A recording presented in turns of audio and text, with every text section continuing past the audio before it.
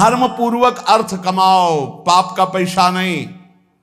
खूब भगवान नाम जप, भगवत कीर्तन, ये परम पुरुषार्थ है, इसी से भगवत प्राप्ति हो जाएगी। और ज्यादा प्रपंच करने की जरूरत नहीं। क्षमावशी कृतिर्लोके क्षमया किम न साध्यते, शांति खड्गः करे यस्य किम करिष्यति दुर्जना। जब तुम धर्म मार्ग में चलोगे तो दुर्जन लोग तुम्हें परेशान करेंगे। तुम्हारे पास ढाल और तलवार है जैसे, तो शत्रु को परास्त कर दोगे, उसके वार को सह लोगे। तो ढाल क्या है? क्षमा। आपको जब कोई गाली दे, अपमान करे, तो अपने भजन को बचाने के लिए क्षमा रूपी ढाल का प्रयोग करो। और दुर्जन जब प्रहार करते हैं, निंदा करते हैं, अंदर से बाहर से, अंदर से काम क्रोध आदि, तो शांति रूपी तलवार से काट दो। शांत रहो, चुप रहो, क्षमा कर दो। क्षमा रूपी ढाल, शांत रूपी तलवार, इससे आप क्रॉस करते हुए चले जाओगे भगवत मार्ग में आगे। स्वर्ग के देवता, बड़े बड़े देवता जिसको नमस्कार करते हैं, वो कौन सा पुरुष होता है? बोले वो दो प्रकार के होते हैं। एक होते हैं जो बलपूर्वक दंड देने में क्षमता रखते हैं, पर उनका अपमान निंदा करो वो सह लेंगे, और निर्धन होने पर भी, अवसर आने पर सब कुछ लुटाने के लिए तैयार हैं। इन दो पुरुषों को बड़े बड़े देवता भी नमस्कार करते हैं। गरीब होने पर भी दान देने का उत्साह, और बलवान होने पर भी सहनशीलता। दूसरे के द्वारा किया हुआ निंदा, अपमान आदि मौन होकर सह लेते हैं, यद्यपि सामर्थ्य उनमें दंड देने की है। गरीब होते हुए भी दूसरों को खिलाने पिलाने, दान देने का उत्साह, इन दो को बड़े बड़े देवता भी नमस्कार करते हैं। द्वांभसी निवेष्टव्यो गले बद्ध्वा दृढ़ाम शिलाम, धनवंत मादातारम दरिद्रम चातपस्विनम। ये दो मरे हुए ही समझो, संसार में जीवित है, पर इसका अर्थ सीधे होता है कि गले में पत्थर डालकर डूब के मर जाने वाले स्वभाव वाले हैं। क्या? जो धनी होने पर भोग विलासिता में पैसा खर्चा करते हैं। एक होटल में गए, लाखों रुपए खर्चा कर दिए। अरे 250 ग्राम आटा नहीं खा सकते हो? कितने का 250 ग्राम आटा होता है? 1-2 कटोरी दाल सब्जी ले लो, 2-4 रोटी ले लो, खा लो। प्रकृति के पैसे को बर्बाद करते हो। 5 लाख उड़ाया है, 5 लाख में 500 आदमी खूब बढ़िया भोजन पाते और बढ़िया स्वस्थ रहते। ऐसे विचार करना चाहिए।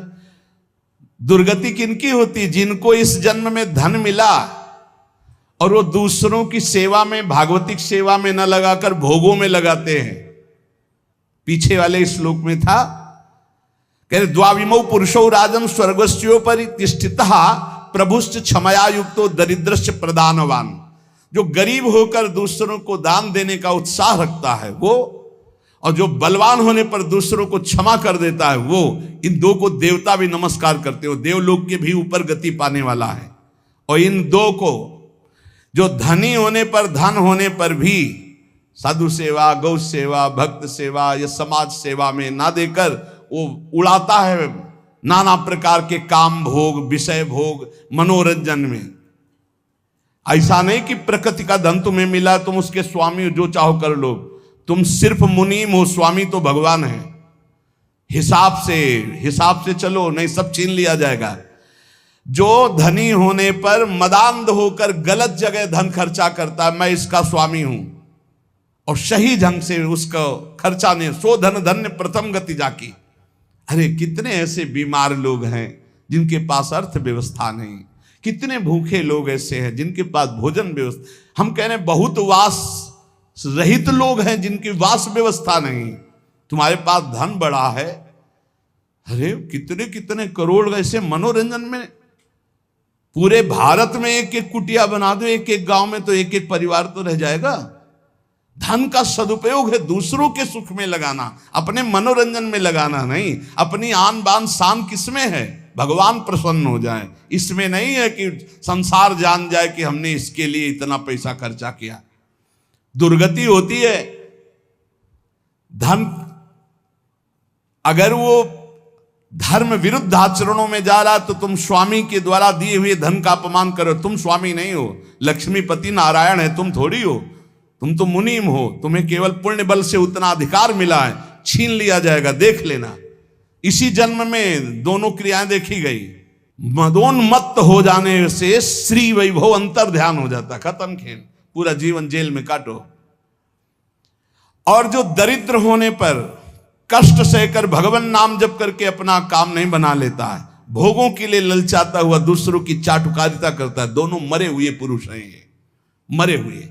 जिन हरि भगत हृदय नहीं आनी, जीवित सौ समानते प्राणी। हरणम च परश्वानाम परदाराभिमर्शनम सुहृदश्च परित्यागस्त्रयो दोषा छयावहा। महान धर्मावतार भगवान की परम प्रेमी विदुर जी, ये जो दूसरे को फुसला कर या जबरदस्ती या किसी भी प्रभाव से दूसरे की संपत्ति का अपहरण करते हैं, या मित्र की पत्नी या व्यवहार बनाकर या प्रलोभन करके दूसरे की स्त्री के साथ सहवास करते हैं, और जो अपने मित्र के साथ दगाबाजी धोखाबाजी सुहृदों का परित्याग करते हैं, इनको निश्चित दुर्गति प्राप्त होती है।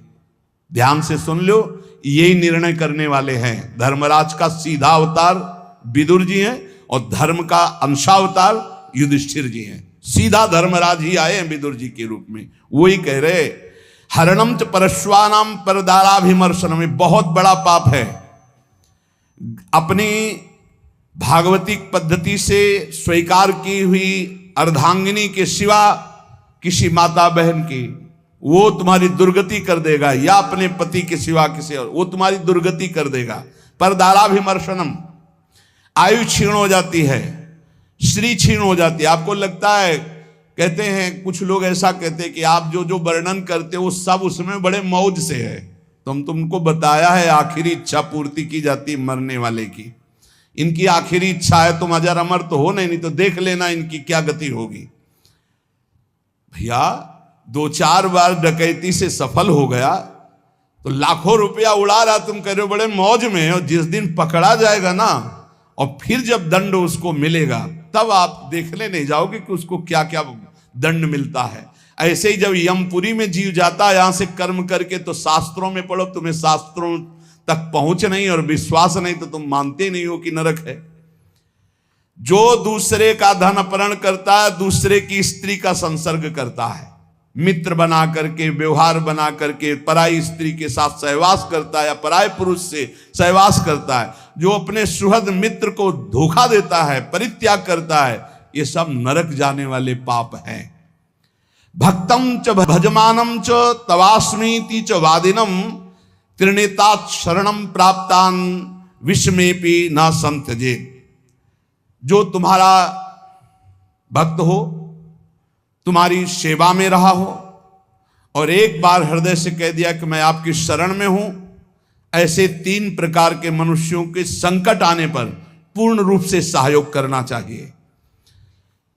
गृहस्थ में अपने कुटुंब में जो सबसे बूढ़ा हो उसको सबसे पहले भोजन देना चाहिए, धर्म का आदेश है।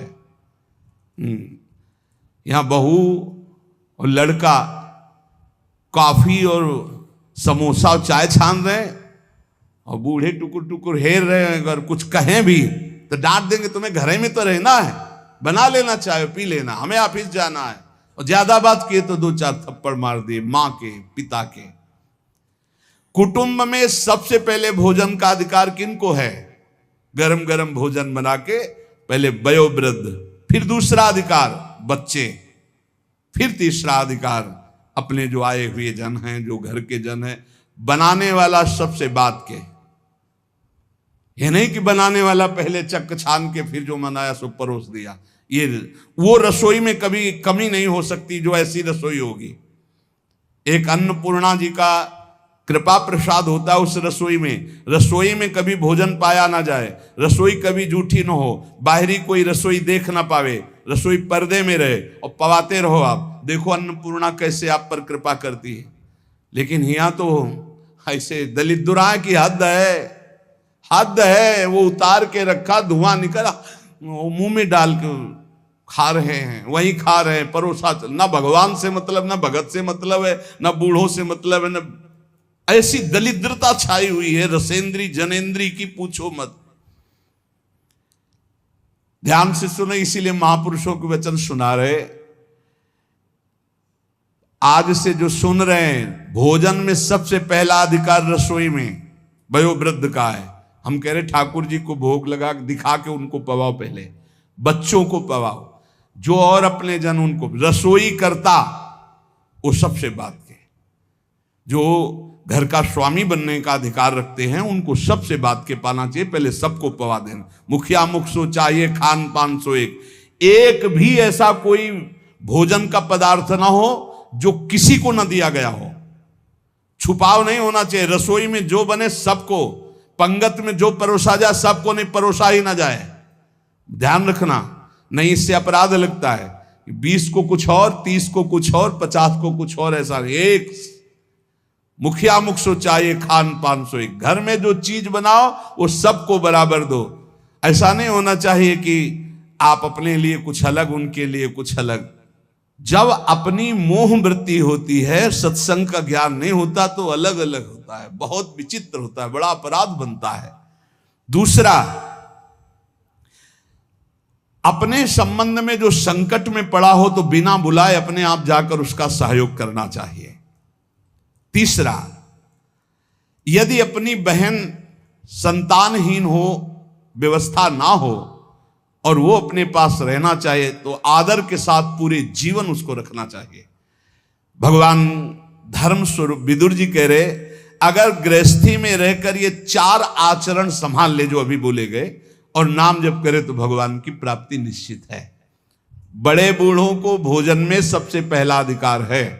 बड़े बूढ़े भगवान साक्षात, मातृ देवो भव, पितृ देवो भव। यदि तुम्हारा कोई संबंधी कष्ट में है तो बिना बुलाए जाओ, उसका सहयोग करो। और यदि तुम्हारी बहन संतानहीन, धनहीन है, परिवार में उसको नहीं रखा जा रहा, आप आदर पूर्वक जीवन भर रखो, इससे भगवान प्रसन्न हो जाएंगे। षट दोषा पुरुषेणे हातव्या भूतिमिच्छता निंद्रा तंद्रा भयम क्रोधम आलस्यम दीर्घ सूत्रता। ये 6 दोष जिसमें होते हैं उसे भगवत सिद्धि प्राप्त नहीं होती। परमार्थ की उन्नति चाहने वाले, भगवान को प्राप्त करने वाले को ये 6 दोष त्याग देना चाहिए। महात्मा विदुर जी कहते हैं क्या? पहले निद्रा त्यागने का मतलब उचित निद्रा, 4 घंटे 5 घंटे। इसके बाद 6 घंटे उसके आगे जुड़ता है जो बहुत मेहनत करता है। 7 घंटे उसके आगे जुड़ता है जो गृहस्थी में है, थोड़ा भी परमार्थ में अगर अभी चलना शुरू किया है। इसके आगे जो सोते हैं वो भगवान जाने। और कलयुग की रीत ऐसी हो गई, वो कह रहा था कि हम सबको नरक पहुंचाएंगे। सूर्य उदय होते समय जो सैया में पड़ा सोया होता है, उसकी बुद्धि, उसकी स्त्री, कीर्ति, आयु, ये सब नष्ट होता है। और प्रायः इस समय हमें लगता है कि 100 में 30 जगते होंगे और 70 सोते होंगे सूर्य भगवान के उदय होने, या और प्लस हो सकता है, और प्लस हो सकता है। 4 बजे जग जाए वो तो बहुत बड़ी बात है। हम कह रहे हैं 5 बजे, हम कह रहे हैं ऐसे जग जाओ कि सूर्य भगवान उदय हो रहे हैं, आप जल्दी से नहा धो के 2 चुल्लू अर्घ तो दे दो। भुवन भास्कर पधार हैं, अर्घ देने की तो बात जाने तो 11 बजे दिन तक सोते हैं। हमें लगता है इनकी जिंदगी क्या है जो 11 बजे दिन तक सोते। 11 बजे तो विश्राम का समय दूसरा आ जाता है। 1 बजे रात के जगे तो 11 बजे तो थोड़ा विश्राम का समय आ जाता है। ये 11 बजे तक जगते होंगे तो राजभोग कब पाते होंगे? फिर इनका शयन भोग तो निशाचरी ही होता होगा रात्रि में 11 के बाद, नहीं 2 बजे सोते होंगे। 3, 4, 5, 6, 7, 8, 9, 10, 11, मतलब कम से कम 9 घंटे सोते हैं। ये जिंदगी ठीक नहीं, इससे पूरा का पूरा आपका परमार्थ नष्ट हो जाएगा। विदुर जी महाराज कह रहे, एक बार कुछ ऐसे नाइट ड्यूटी वाले जन हैं, तो हमें लगता है अगर ऐसा कुछ हो तो सूर्य उदय के समय उठ जाओ, हाथ मुंह धो करके यार सूर्य भगवान को प्रणाम करो और थोड़ा नाम जप करो, फिर सो जाओ अगर आप रात में जगे ड्यूटी पर। सूर्य उदय के होते समय अगर सोते मिले तो आपके सुकृत नष्ट हो जाएंगे। पक्का समझो, आपका श्री वैभव क्षीण हो जाए। आपको लगेगा बहुत धनी है। ये धन कितने मिनट का भैया, आंख मुंदी खत्म खेल, जाएगा यहां का बैंक बैलेंस। हम उस धन की बात कर रहे हैं जो तुम्हें जन्म मृत्यु के चक्र से छुड़ाएगा। पहला है निद्रा, इस पर शासन करो। दूसरा है तंद्रा। तंद्रा का मतलब होता है ना नींद है ना जागृत है, वो एकदम खोए रहते हैं, ऐसे चेतना में आए, ना सो रहे हैं ना जग रहे हैं। सोने का मतलब था सोने में एक अलार्म बजता रहता, वो पता चल रहा है कि सो रहा है। और एक तंद्रा होती कि उसमें अलार्म नहीं बजेगा, वो चल रहा, वो तंद्रा। और तीसरा भय। किसी ने हमसे पूछा कि आपको भय है? मुझे लगता है आपको कभी कोई भय नहीं, क्योंकि आपका सत्संग सुनते हैं। हम कहा एक भय है, एक भय हर समय बना रहता है कि लाखों की श्रद्धा है, हे भगवान कभी हमारे द्वारा मन वचन कर्म से ऐसा कोई कार्य न बन जाए जिससे किसी की श्रद्धा नष्ट हो जाए, उसका भगवत मार्ग रुक जाए। बस एक बात का भय रहता है, हमारे द्वारा कहीं कोई ऐसी वचन न निकल जाए किसी को पीड़ा पहुंचे, हमारे द्वारा कोई ऐसा कर्म न बन जाए जिससे किसी की श्रद्धा नष्ट हो जाए। क्योंकि संतों पर श्रद्धा बहुत समय के बाद होती है, समय समय पर ऐसा भगवान का एक संत की क्रिया से लाखों संतों की प्रति अश्रद्धा हो जाएगी। हे प्रभु कभी हमारे द्वारा ऐसा आचरण न बने, हमारे वचन ऐसे न निकले, हमारा कोई ऐसा भाव न हो जिससे किसी की श्रद्धा का नाश हो। इस बात से भय लगता है, बस किसी की श्रद्धा नष्ट ना हो, हमारी गति दुर्गति को से कोई फर्क नहीं, सामने वाले की गति ना बिगड़े, उसका भाव मंगल मन रहे, हमारे अंदर कोई ऐसी वार्ता ना आ जाए, कोई ऐसा दोष ना आ जाए जिससे किसी को भाव बिगड़ जाए। बस एक भय रहता है, और ये भय भजन बढ़ाने में काम आता है। यही डर ही डरपि हरिवंश हित, जिनो भ्रमय गुण सलिल पर, जी नामन मंगल लोक त्यों सुहरिपद भज न विलंब कर। इस डर से डरते रहना चाहिए कि कहीं हमें माया की त्रिगुणात्मिका वृत्ति फिसला न दे। इसलिए हर समय जिनका नाम तीनों लोकों का मंगल करने वाला है, उन हरि का जप करते रहना चाहिए, राधा राधा हरि हरि। और भय, ये अन्य भय भगवान की प्राप्ति में बाधा पहुंचा देगा। निद्रा, तंद्रा और भय और क्रोध, ये तो निश्चित समझो, अनुभव की भी बात कह रहे हैं, महीनों के भजन को शांत कर देता है। जो भजन का तेज उत्पन्न होकर ज्ञान प्रकाशित करता है उसी को बैठाल देता है। क्रोध नहीं आना चाहिए, गुस्सा नहीं आनी चाहिए। और आलस्य, ये आलस्य भजन मार्ग में बहुत ही घातक है। अरे कल कर लेंगे, 11 माला तो कहा है, आज 5 कर लिया है, कल 11 और 6 कर लेंगे, और कल ही आलस्य दिखाएगा, परसों कल धीरे धीरे खत्म नियम। दीर्घ सूत्रता, हर कार्य को आगे टालते रहना। निद्रा, तंद्रा, भय, क्रोध, आलस्य, दीर्घ सूत्रता, ये 6 दोष भगवत प्राप्ति नहीं होने देते, इसलिए इनका त्याग करें।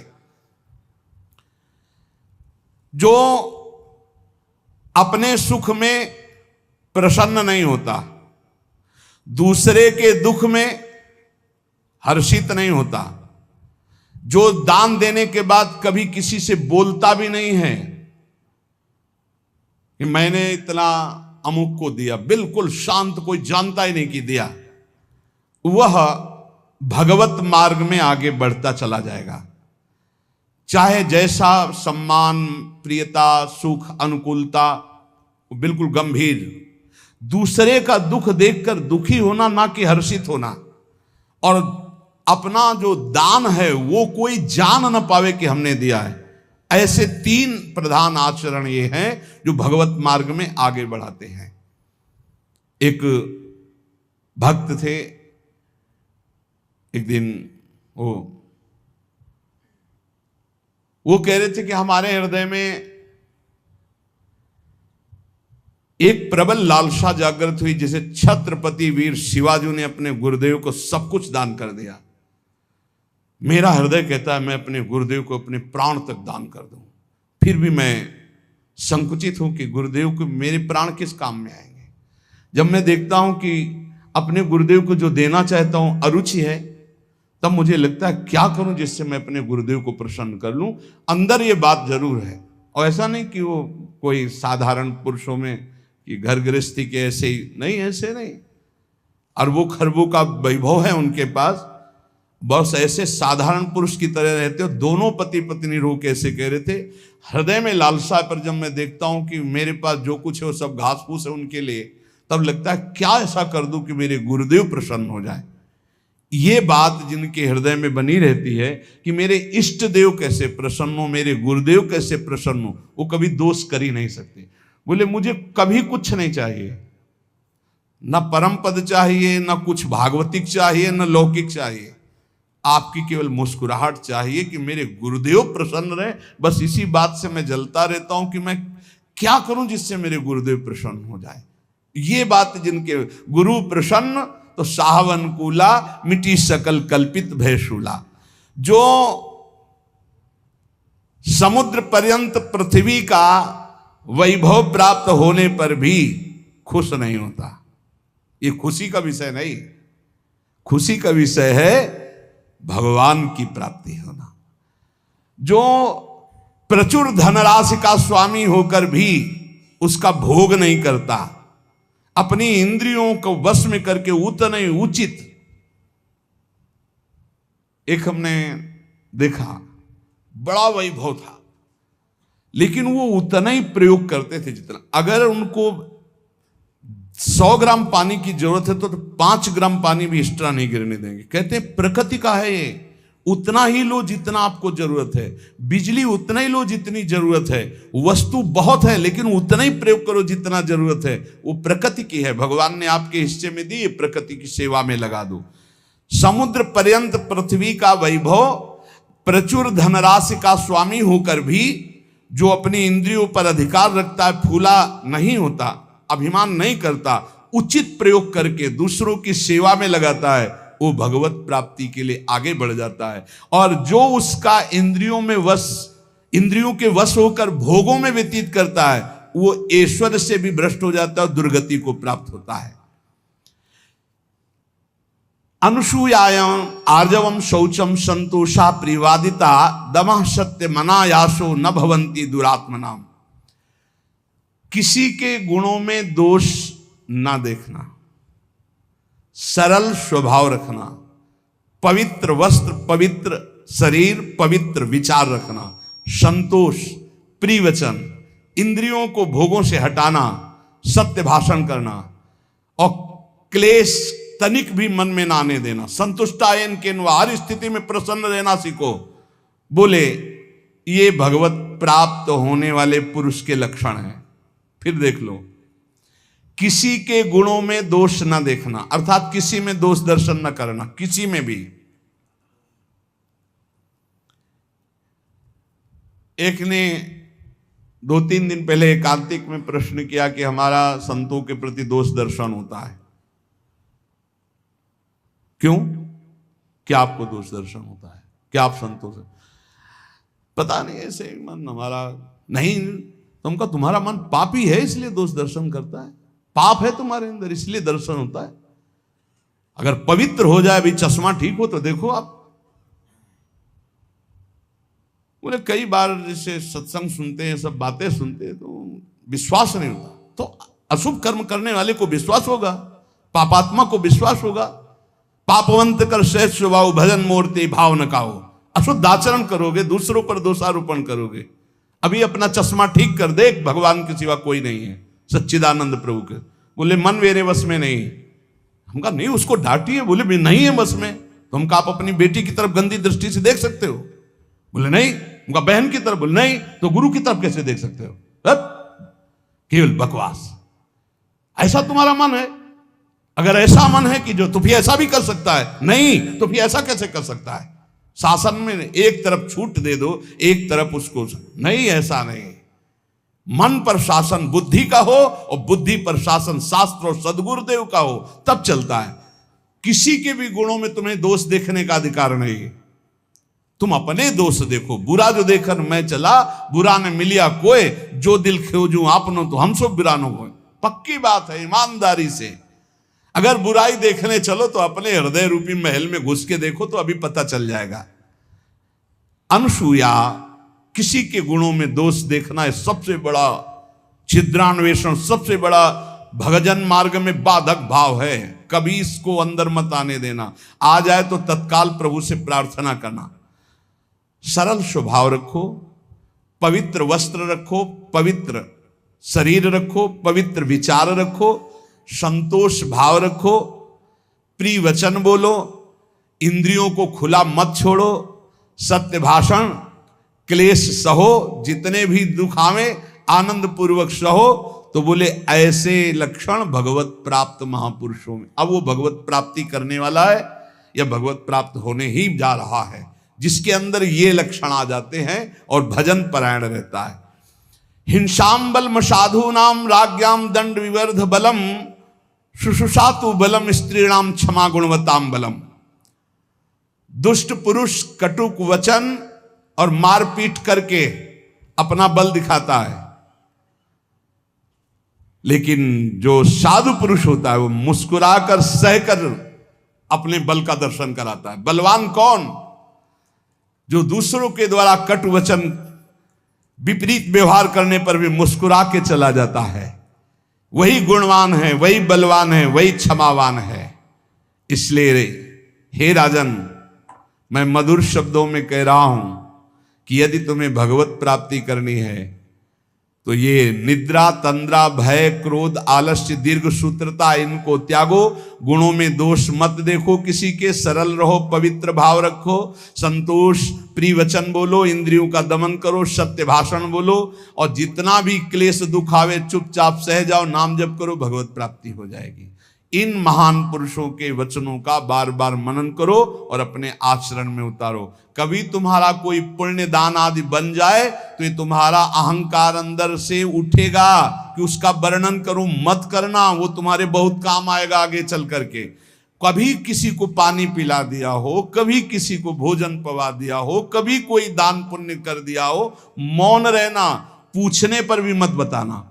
कोई पूछे वृंदावन गए थे, कुछ तो खवाया पिया होगा संतों को, मत बोलो अरे हमारे को खाने को नहीं, हम दूसरे को क्या खवा देंगे, हम ही को भगवान पवा रहे हैं। ऐसे अपने पुण्य को छुपाओ, और अगर कोई संत महापुरुषों का समागम मिले तो भगवत प्राप्ति के योग्य जो वचन निकल रहे उनको ऐसे पकड़ो जैसे कोई गरीब आदमी संपत्ति को पकड़ता है, और उन वचनों का बार बार मनन करो। तो जैसे पात्र को मांजा जाता है तो निर्मल हो जाता है, ऐसे जब हम सत्संग के वचन चिंतन करते हैं तो हमारा मन, हमारा बुद्धि, हमारा चित्त, हमारा अहंकार ये निर्मल होने लगता है। निर्मल अहंकार भगवत स्वरूप है। इसलिए खूब नाम जप करो, सत्संग का मनन करो, और इसी जन्म में हम भगवत प्राप्ति करें ऐसा निश्चय करो। शेष चर्चा आगे। श्री राधा वल्लभ लाल की।